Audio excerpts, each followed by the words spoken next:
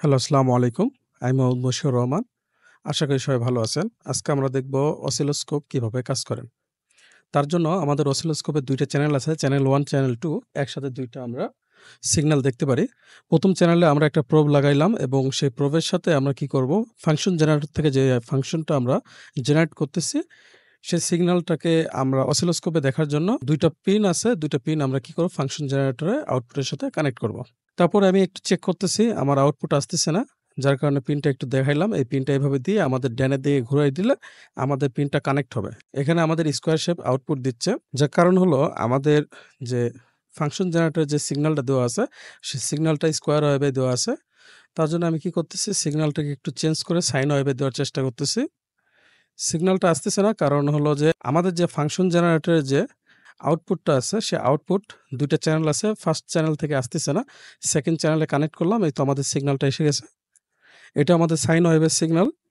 তো আমরা এখান থেকে যদি আমরা দেখি, তাহলে এটার মাধ্যমে যেটা ভোল্টেজ ডিভাইডার আছে, সেটার মাধ্যমে আমরা কি করতে পারি, এটার যে অ্যামপ্লিটিউড আছে সেটাকে কম বেশি করতে পারি এবং টাইম ডিভাইডার যেটা আছে সেটার মাধ্যমে আমরা ফ্রিকোয়েন্সি কম বেশি করতে পারি। আমরা জানি ফ্রিকোয়েন্সি F = 1/T।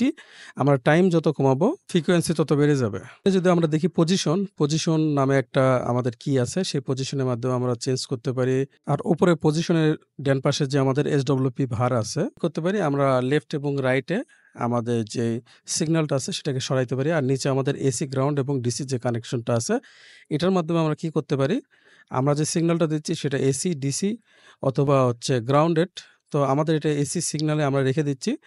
এরপরে আমরা কি করব, সিগন্যালটাকে একটু ডিভাইডেড করে ছোট বড় করার চেষ্টা করব।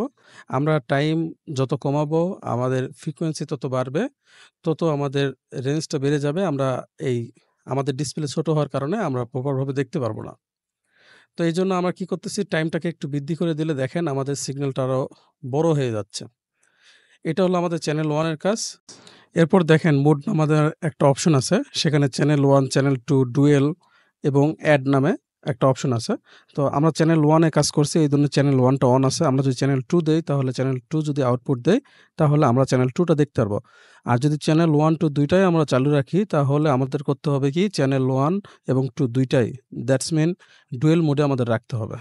আজকে এ পর্যন্তই। কথা হবে পরের কোনো ভিডিওতে। সে পর্যন্ত সবাই ভালো থাকবেন, সুস্থ থাকবেন। খোদা হাফেজ। আসসালামু আলাইকুম।